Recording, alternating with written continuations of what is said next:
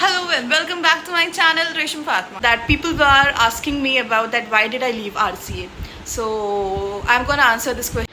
So yeah, actually क्या हुआ था last year after result and all I was at my lowest.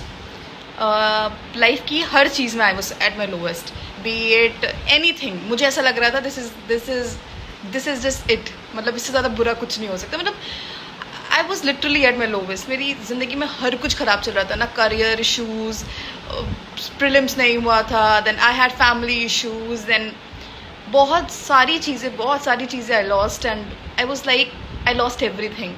And मैं बिल्कुल डीमोटिवेट हो चुकी थी. मेरी हालत ख़राब थी. मैंने उसी टाइम पे हमदर्द स्टडी सर्कल का भी एग्ज़ाम दिया, एंट्रेंस दिया, I clear that. Jamia RCA का दिया, आई क्लियर दैट. बट जब तक रिज़ल्ट नहीं आया था, बट उसमें सिर्फ एक जो आपको silver lining in the cloud कहते हैं ना, दैट वाज मेरी फैमिली आ गई थी यहाँ पर. या सो माई फैमिली वॉज हियर. मैं नाना नानी, मेरी काकी और मेरी कज़न्स दोनों छोटी छोटी जो मुझसे बहुत ज़्यादा प्यार करती हैं और मैं उनसे बहुत ज़्यादा.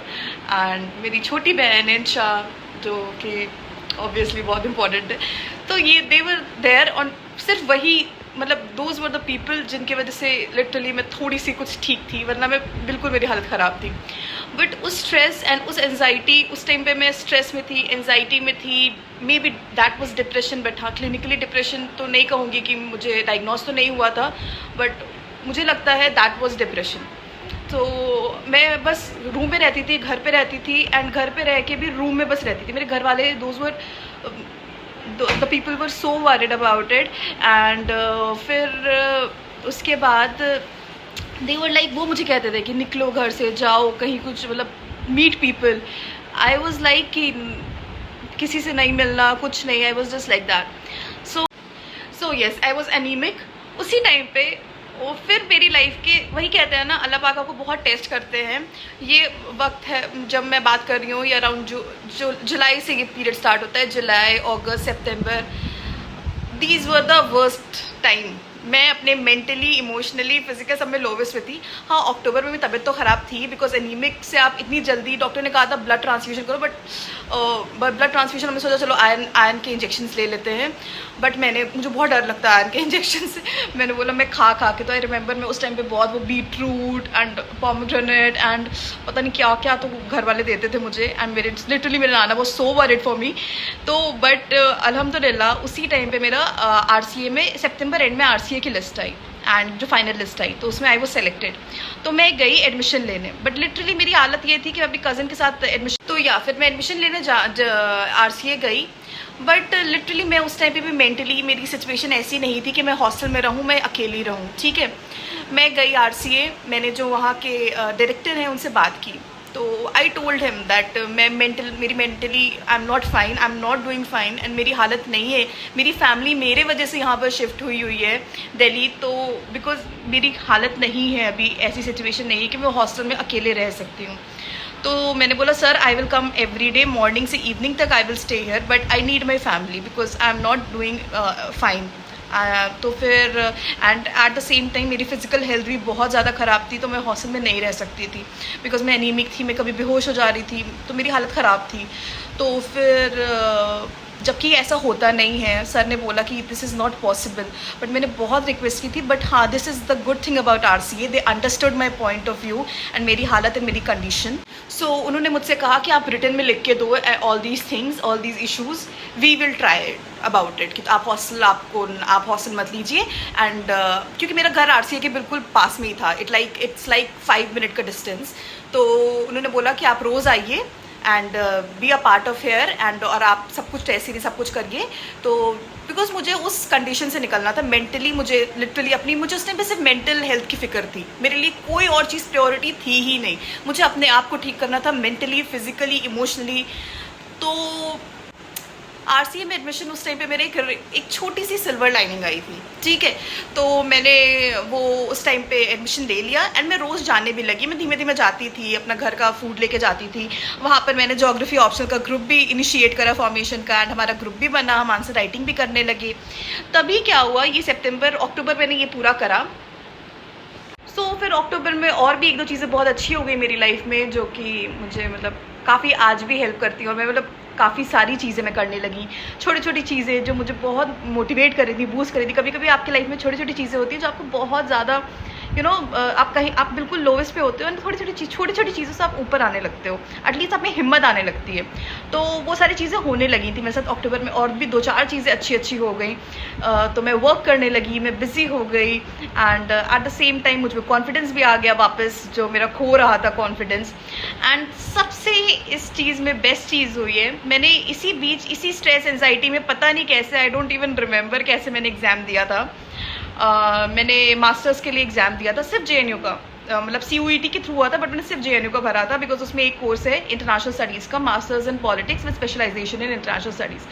तो मतलब मुझे वो बहुत काफ़ी इंटरेस्टिंग लगा, मुझे सिर्फ उसी में करना था, बिकॉज मुझे थोड़ा UPSC की वजह से इंटरेस्ट आ गया था इंटरनेशनल रिलेशन। सो या, तो फिर मैंने सिर्फ उसके लिए भरा था। मैंने कैसे एनजाइटी, स्ट्रेस, इन सारी इश्यूज़ के बीच में वो एग्ज़ाम दिया था। I was not hopeful, but 2 नवंबर को वो रिजल्ट आया। आई रिमेंबर दैट मोमेंट, मैं कभी ज़िंदगी में नहीं भूलूंगी। एंड मेरा उसमें हो गया था, एंड हमें 4 तक ही टाइम था फॉर फॉर्मेलिटीज़ वो कुछ कंप्लीट करनी थी। देन 14 नवंबर को मेरा एडमिशन हो गया। I went to JNU for the first time. तो वो ये सारी चीज़ें मेरी लाइफ में होती गई, जो कभी कभी आप अपने अल्लाह पाक आपके टेस्ट लेते हैं, बट चीज़ें छोटी छोटी, अब मैं सोचती हूँ ना कि कैसे ही अल्लाह पाक took me out of that, all that. I believe there is some supernatural part जो मेरी हमेशा हेल्प करते हैं। सो बस वो सारी चीज़ें होती गई, एंड JNU में एडमिशन हो गया। बट उस टाइम पे भी मेरी जो फिजिकल हेल्थ थी वो ठीक नहीं थी, मैं एनीमिक थी तब भी, मतलब 5 से 5.6 वीक्स हो गया था शायद, समथिंग। बट मेरे नाना इतने फिक्रमंद रहते थे। वो JNU जब मैं जाने लगी, नाना कहते थे बिटिया तुम बेहोश मत हो जाना, बस अगर बेहोश हो गए तो कैसे तुम फ़ोन करो।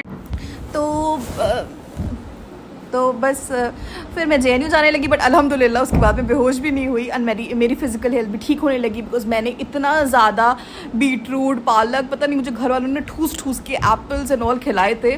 तो बस मेरी वो फिजिकल हेल्थ भी ठीक होने लगी, मैं एनीमिया से भी निकल आई, एंड अल्हम्दुलिल्लाह इस टाइम पे मेरा हीमोग्लोबिन इज 12 से ऊपर। सो या वो उस चीज़ से भी ओवरकम कर लिया। एंड हाँ, the best thing about it, मेरा PCOS ठीक हो गया, 100% ठीक। मतलब मैं ये सोच भी नहीं सकती थी। This is also one of the best thing happened in my life, because मुझे PCOS काफ़ी टाइम से, बिकॉज जब से मैं यूनिवर्सिटी आई थी PCOS से मैं परेशान थी, इरेगुलर पीरियड्स एंड ऑल, ये सब बहुत इशूज़ चलते थे। बट मुझे एक चीज़ ने हेल्प की, and I will totally recommend it. मैं सोचती हूँ लिटरली कैसे हो गया। वो गायनोवेदा मेडिसिन थी, एंड मैंने कितनी मेडिसिन खरीदी, कुछ नहीं हो रहा था ठीक।